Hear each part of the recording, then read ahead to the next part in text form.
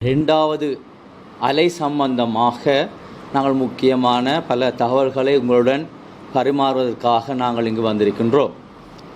முதல் கட்டமாக உங்களுக்கு தெரியும், கம்பஹா மாவட்டம் மினுவான்கொடை டிவிலுப்பட்டிய பிரதேசத்தில் பிராண்டிக்ஸ் கம்பெனியில் வேலை செய்கின்ற ஒரு பெண் மாது பலதரப்பட்ட வைத்தியசாலைக்கு சென்று தனக்கு ஏற்பட்ட சுகயீனம் காரணமாக அதற்குரிய சிகிச்சைகளை பெற்று ஒரு வைத்தியசாலையில் சென்று அங்கும் சிகிச்சை செய்யும் இடத்தில், ஆனால் அந்த பெண்மணிக்கு எந்த விதமான தொடர்புகளும் இல்லாத காரணத்தினால் பல 2 வைத்தியசாலைகளில் சம்பந்தமாக மேலதிகமாக அவர்கள் அதை அதற்கு மேலே அவர்கள் செல்லவில்லை. இருப்பினும் ஒரு வைத்தியசாலையில் வழமையாக எங்களது இலங்கை நாட்டில் பல இடங்களில் influenza like surveillance ILI survey, அதாவது இப்படிப்பட்ட இன்ஃப்ளூவா லைக் அதாவது வைரஸுடைய நாங்கள் தொடர்ச்சியாக அவர்களை அவதானிக்கின்ற செயற்பாடின் காரணம் அதாவது தொடர்ச்சியாக ILI சர்வேலன்ஸ் நடைபெற்று கொண்டிருக்கின்றது. இதன் போது ஏற்பட்ட ஒரு சந்தேகத்தின் பேரில் அந்த ILI சர்வேலன்ஸின் போது அந்த பெண்மணியினுடைய PCR சாம்பிளானது அங்கு இருக்கின்ற மிகவும் ஒரு திறமையான வைத்திய குழாமினால் அடையாளப்படுத்தப்பட்டு அவர்களுக்கு PCR சாம்பிள் செய்யப்பட்டது. அந்த PCR சாம்பிள் பாசிட்டிவ் என்று வந்தது.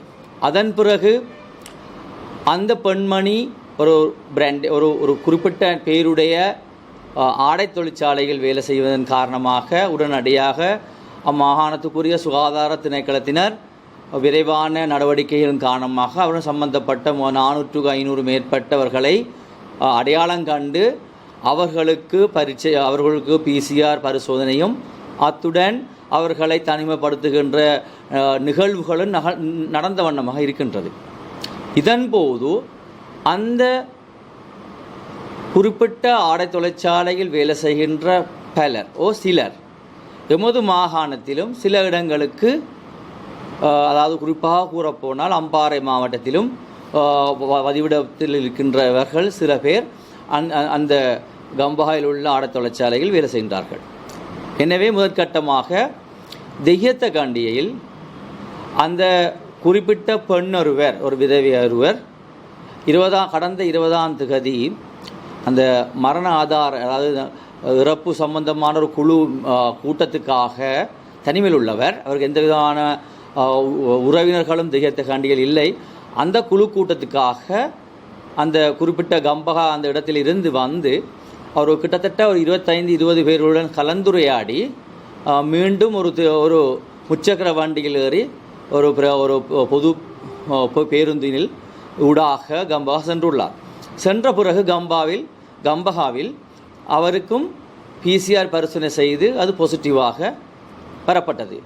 அதன் காரணமாக உடனடியாக எங்களுக்கு பெறப்பட்ட தகவல்களின் அடிப்படையில் அந்த பெண்ணிடம் சம்பந்தப்பட்ட அந்த 25 கிட்டத்தட்ட நான் நினைக்கின்றேன் 45 குடும்பங்கள், 41-45 குடும்பங்கள் தனிமைப்படுத்தியுள்ளனர்.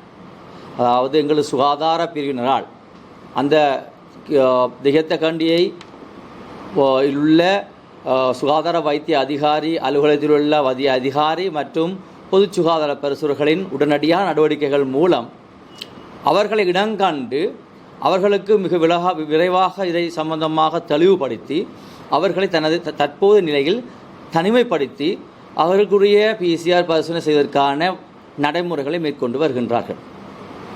இதன்போது மேலும் 3 பேர், பதியத்தலாவில் 2 பேர், மகோயாவில் ஒருவராக மேலும் 3 பேர் அடையாளப்படுத்தப்பட்டனர் இந்த ஆடை தொழிற்சாலையில் வேலை செய்பவர்கள். அதன் பிறகு அந்த மகோயாவில் உள்ள அந்த நேரடியாக தொடர்பட்ட பெண்ணொருவர் பாசிட்டிவாக அடையாளம் காணப்பட்டார். அன்றைக்கி அந்த பரிசோதனை மட்டக்களப்பில் மேற்கொள்ளப்பட்டு இங்கே உடனடியாக தகவல் அறிவிக்கப்பட்டு அந்த பெண்மணியும் வெலிக்கந்தை கோவிட் சிறப்பு வைத்தியசாலைக்கு மாற்றப்பட்டார். அதே நேரம் அவர்களுடன் சம்பந்தமான அனைத்து பிரதான தொடர்புகளும் ஆராயப்பட்டு அறியப்பட்டு அவர்களுக்கும் தனிமைப்படுத்தப்பட்டு அறிவுறுத்தல்கள் வழங்கி தனிமைப்படுத்தப்பட்டால் வீட்டில் ஹோம் குவாரண்டைன் செய்யப்பட்டு அவர்களுடைய பிசிஆர் பரிசோதனைகளை செய்கின்ற அனைத்து நடவடிக்கைகளையும் எடுத்துக்கொண்டிருக்கின்றோம். சில பேருக்கு இன்றும் எடுத்ததாக அறிய தரப்பட்டது. அது சம்பந்த நடவடிக்கை அனைத்தையும் அம்பாறை பிராந்திய திணைக்களத்தின் பணிப்பாளரின் வழிநடத்தலின் கீழ் அனைத்து வித நடவடிக்கைகளையும் எடுத்துக்கொண்டிருக்கின்றோம். அதே நேரம் உங்களுக்கு தெரியும், மட்டக்களப்பு மாவட்டத்தில் கிழக்கு பல்கலைக்கழகம் அமைந்துள்ளது. இந்த பல்கலைக்கழகத்தில் உங்களுக்கு தெரியும், இலங்கையில் உள்ள சகலவிதமான மாவட்டங்களிலும் இருந்து பலதரப்பட்ட மாணவர்கள் இங்கு வந்து கல்வி பயில்கின்றனர். கடந்த சில நாட்களுக்கு மூலம் உங்களுக்கு தெரியும், ஒரு 3-4 நாட்கள் தொடர்ச்சியான விடுமுறை நாட்கள் வந்ததன் காரணமாக அந்த மாணவர்கள் கம்பஹா மாவட்டத்திலும் மட்டுமல்ல இலங்கையில் உள்ள தங்களுடைய வீடுகளுக்கு திரும்பியிருந்தனர். நேற்று அவர்கள் மீண்டும் திரும்பும் வேளையில் இந்த கம்பஹா மாவட்டத்தில் ஏற்பட்டு கொண்டிருக்கின்ற இந்த அசாதாரண கோவிட்-19 தொற்றுதல் காரணமாக உடனடியாக எங்களது சுகாதார திணைக்களத்தில் உள்ள அனைத்து விதமான, அதாவது ரீஜனல் எபிடெமியாலஜிஸ்டின் அறிவுறுத்தலுக்கும் பிரகாரம் அனைத்து விதமான சுகாதார வைத்திய அதிகாரிகளின் வழிநடத்தலின் கீழ், பொது சுகாதார பரிசோதனைகளின் நேரடி கண்காணிப்பின் கீழ் அனைத்து விதமான மாணவர்கள் மட்டுமல்ல, கம்பஹா மாவட்டத்திலிருந்து எமது மாவட்டமல்ல எமது மாகாணத்துக்கு வருகின்ற அனைவர்களையும் நாங்கள் அறிந்து ஆராய்ந்து அவர்களை அடைந்து அவர்களுடன் இதற்குரிய அனைத்து விதமான அவங்களுடைய விடயங்களையும் நாங்கள் தெளிவுபடுத்தி அவர்களை தனிமைப்படுத்தி அதற்குரிய பிசிஆர் பரிசோதனை செய்வதா இல்லையா என்ற ஆலோசனைகளை அதாவது ரீஜனல் எபிடெமியாலஜிஸ்டின் தலைமையின் கீழ் ஆராய்ந்து அதுக்குரிய நடவடிக்கைகளை எடுத்துக்கொண்டிருக்கின்றோம். இதன் பிரகாரமாக தான் நேற்று உங்களுக்கு தெரியும், மட்டக்களப்பு மாவட்டத்தில் பெரிய ஒரு குழப்பம் எனக்கு கிட்டத்தட்ட நான் நினைக்கின்றேன் 10-15 ஊடக சம்பந்தமான நண்பர்கள் இது சம்பந்தமாக பலவிதமான கேள்விகளை எழுப்பிக் கொண்டிருந்தார்கள். இருப்பினும் என்னால் அந்த நிலையில் உறுதியாக கூற முடியாத காரணத்தினால் நான் சம்பந்தமாக அறிவிக்கப்படவில்லை. இருந்தினும் அதன் பிறகு எனது சக உரிய வைத்திய அதிகாரிகளை நான் தொடர்பு கொண்டு சம்பந்தம் அறிந்த வேளையில் தான் அறிந்தேன். கிட்டத்தட்ட 16 பேர் பிள்ளையாரடி மருத்துவ மாணவர்கள் கம்பஹா மாவட்டத்திலிருந்து திரும்பியுள்ளார்கள். ஆகவே ஒரு முன்னெச்சரிக்கையின் பிரகாரம் அவர்களும் சென்று நாங்கள் இந்த விடயத்தை நாங்கள் விரைவாக விளங்கப்படுத்தி அவர்களை தனிமையாக இருக்கும்படி கூறி செல்ஃப் குவாரண்டைன் செய்து, அதே நேரம் அவர்களுடைய பிசிஆர் பரிசோதனை செய்யப்பட்ட பரிசோதனையின்படி 16 பேரில் 15 பேருக்கு நிச்சயமாக இல்லை, மற்றவர்கள் இன்க்ளூசிவ் திருப்பி நாங்கள் செய்ய வேண்டும். ஆக அதுக்குரிய நடவடிக்கையும் எடுக்கப்பட்டுள்ளது. ஆக யாரும் இது சம்பந்தமாக இங்கு குழப்பமடைய வேண்டிய அவசியம் இல்லை. அதற்கு அனைத்து விதமான நடவடிக்கைகளையும் நாங்கள் எங்கள் சுகாதார பிரிவினர் தொடர்ச்சியாக மேற்கொண்டு வருகின்றனர். அதேவேளை வந்தாரமுலை பல்கலைக்கழகத்தில் 56 மாணவர்கள் இன்று வரை அடையாளம் காணப்பட்டு அவர்களுக்கு முடிய இந்த பிசிஆர் பரிசோதனை செய்யப்பட்டது. அதில் 16 மாதிரிகள் மீண்டும் செய்ய வேண்டும். சில செய்யும்போது பல வரப்பட்ட பிழைகள் காரணமாக இல்லாட்டி அதில் ஏற்பட்ட சில திருத்தங்கள் காரணம் மீண்டும் செய்ய இன்கன்க்ளூசிவ் என்று வரும். அதன் பிரகாரம் அதுக்குரிய 16 சோதனைகளும் இன்று மீண்டும் பிசிஆருக்கு உட்படுத்தப்பட்டுள்ளது. ஆகவே இன்று வரை எந்த விதமான கோவிட்-19 தொற்று உள்ளவர்கள் மட்டக்களப்பு மாவட்டத்தில் அடையாளம் காணப்படவில்லை. எமது மக்களுடைய இந்த அவதானமும் கரிசனையும் நாங்கள் பாராட்டத்தக்க உரிய விஷயம். அதே நேரம் யாரும் தேவையில்லாமல் குழம்ப வேண்டிய அவசியம் இல்லை. அதற்கு அனைத்து விதமான நடவடிக்கைகளையும் எங்களது உத்தியோகர்கள் செய்து கொண்டிருக்கின்றார்கள். அதே நேரம் இன்னொரு வகையான ஒரு பிரச்சனையும் எனக்கு கிடைக்கப்பெற்றது அல்லது எனக்கு கேட்கப்பட்டது. மட்டக்களப்பு மாவட்டத்தில் உள்ள மட்டக்களப்பு மாவட்டத்தில் உள்ள பிராண்டிக்ஸ் உங்களுக்கு தெரியும், இங்கே வேலை செய்கின்ற அநேகமான 199 விதமான அனைத்து விதமான ஊழியர்களும் மட்டக்களப்பு மாவட்டத்தை சேர்ந்தவர்கள். சிலரை தவிர. ஆகவே நாங்கள் உடனடியாக சம்பந்தமாக உரிய அந்த குறிப்பிட்ட ஆடத் தொழிற்சாலையில் பேசவல்ல, தகவல் வழங்கவல்ல அதிகாரிகளுடன் நாங்கள் தொடர்புகளை மேற்கொண்டு எங்களது ஆரையம்பதி சுகாதார வைத்திய அதிகாரியும் பிராந்திய திணைக்கள தலைவரும் நானும் அவர்களுடைய பலவிதமாக விசாரணைகள் மாறி பல கேள்விகளையும் கேட்டு பல விடயங்களை ஆராய்ந்தோம். ஆராயும் பட்சத்தில் எழுத்து மூலமாக அவர்கள் எங்களுக்கு அறிவித்தார்கள், எங்களுக்கு இந்த கடந்த 3-4 கிழமைகளாக யாரும் கம்பஹா மாவட்டத்திலிருந்து வரவில்லை, போகவில்லை என்று. இருப்பினும் அது எங்களுக்கு ஒரு அத்தாட்சியாக இருந்தால் கூட தற்போதைய நாட்டின் நிலவரங்களை நாங்கள் அவதானித்தவர்களாகவும் அதுக்குரிய பொறுப்பு கூறும் அதிகாரிகள் என்ற வகையிலையும் நாங்கள் இன்றும் அந்த குறிப்பிட்ட ஆடை தொழிற்சாலைக்கு சென்று PCR பரிசோதனைகளை எழுந்தமானமாக செய்துள்ளோம். அதே பரீட்சையை நாங்கள் நாளையும் செய்ய இருக்கின்றோம். ஆகவே எங்களுக்கு அவர்களின் உறுதிமொழி கிடைத்தால் கூட எங்களுக்கு உரிய ஒரு பொறுப்புணர்ச்சி இருக்கின்றது. நாங்கள் நிச்சயமாக இல்லை என்று கூறப்பட வேண்டிய ஒரு காலகட்டத்தில் நாங்கள் இருக்கின்றோம் என்ற காரணத்தினால் எங்களது மட்டக்களப்பு மாவட்ட பிராந்தியத்தில் அனைத்தில் உள்ள திணைக்கள தலைவரின் வழிகாட்டலின் கீழ் ரீஜனல் எபிடமியாலஜிஸ்ட் டாக்டர் குணரட்னம் அவர்களின் தலைமையில் இந்த நடவடிக்கைகள் மேற்கொண்டு வருகின்றோம். இது மட்டக்களப்பு மாவட்டத்தினுடைய தற்போதைய நிலவரம். இதே மாதிரி திருகோணமலை மாவட்டத்திலும் கிட்டத்தட்ட எனக்கு அறிந்த வகையில் 20-30 மாணவர்கள் கம்பஹா மாவட்டத்திலிருந்து வந்துள்ளார்கள். அவர்களுக்கும் PCR பரிசோதனை தனிமைப்படுத்தப்பட்டு PCR பரிசோதனை செய்திருக்கிற ஆயத்தங்களும் சில பேருக்கு செய்யப்பட்டுள்ளது, சில பேருக்கு செய்து கொண்டிருக்கின்றோம். அந்த PCR பரிசோதனை செய்வது என்பது அவருடைய காலங்கள் மற்றும் அனைத்து விதமான பல காரணிகள் தாங்கியுள்ளது. ஆகவே அவற்றை அதுக்குரிய டெக்னிக்கல் பர்சன் என்ற வகையில் ரீஜனல் எபிடமியாலஜிஸ்ட் தான் தீர்மானிப்பார்.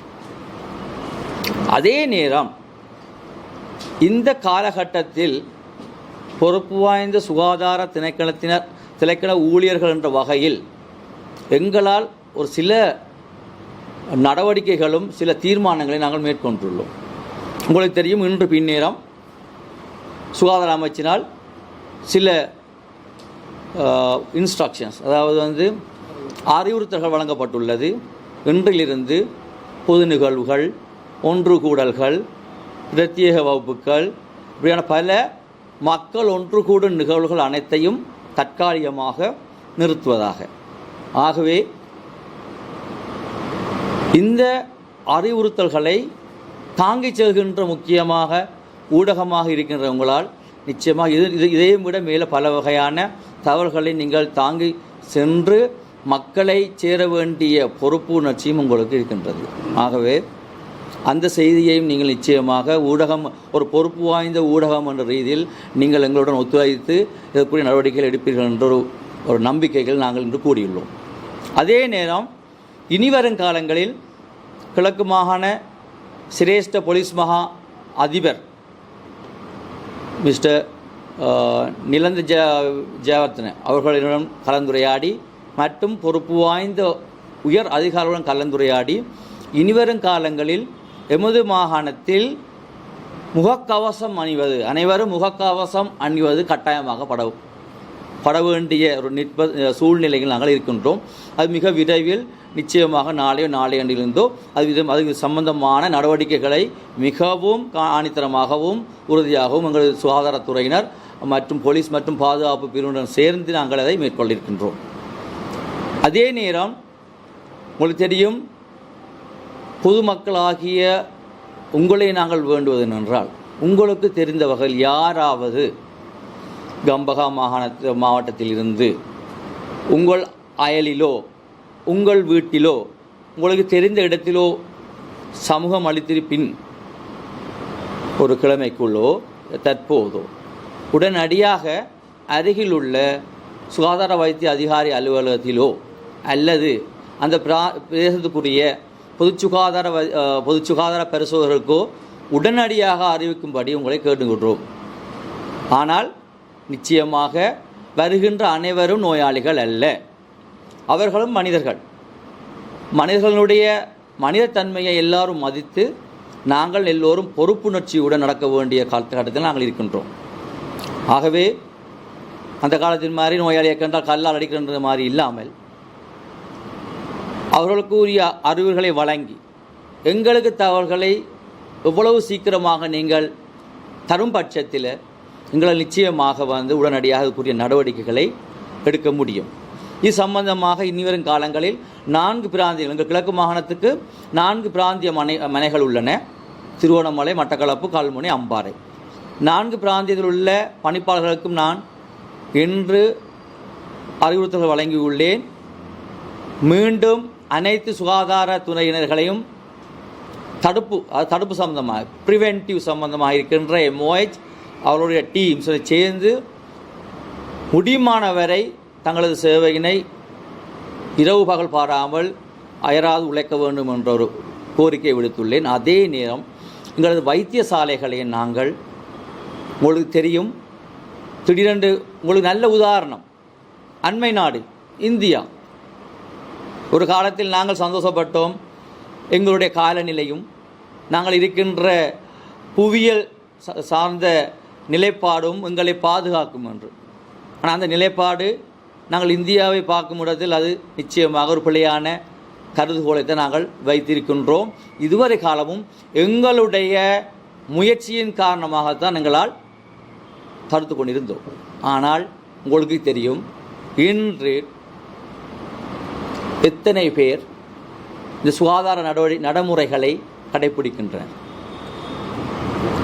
இது சுகாதாரத்துறைக்கு உரிய மட்டுமுள்ள நோய் அல்ல, இது சமூகத்துக்குரியது. சமூகத்தில் உள்ள அனைவருக்கும் இது சம்பந்தமான பொறுப்புணர்ச்சி உள்ளது. உங்களுக்கு தெரியும், சுய சுகாதார நடைமுறைகளை, உரிய சுகாதார நடைமுறைகளை நாங்கள் மேற்கொள்ளாத பட்சத்தில் எங்களை நேசிக்கின்ற உறவுகளையோ எங்களால் பாதுகாக்க முடியாது. அதிலும் சில பேருக்கு இந்த நோய் தொற்றும் போது குணங்குறிகள் காட்டாது, ஆனால் சில பேருக்கு குணங்குறிகள் காட்டும். ஆகவே எளிதில் இந்த நோய் பரம்புகின்ற அளவை எங்களால் சரிவர குறிப்பிடவும் முடியாது. இப்போ 100 பேர் எடுத்தால் 100 பேரில் 100 பேருக்கும் தொற்று ஏற்பட்டாலும் 100 பேரில் ஒரு 30 பேருக்கு தான், ஒரு 40 பேருக்கும் ஒரு எழுந்த மனமாக சொல்கின்றேன், ஒரு குறிப்பிட்ட ஒரு பகுதியினருக்கு மட்டும்தான் நோய் குணங்குறிகளை காட்டும். ஆகவே குணங்குறிகளை காட்டாமல் நாங்கள் அவர்களை இலகுவில் அடையாளம் காண்பதும் கஷ்டம். ஆகவே இது ஒரு சமூக நோய்.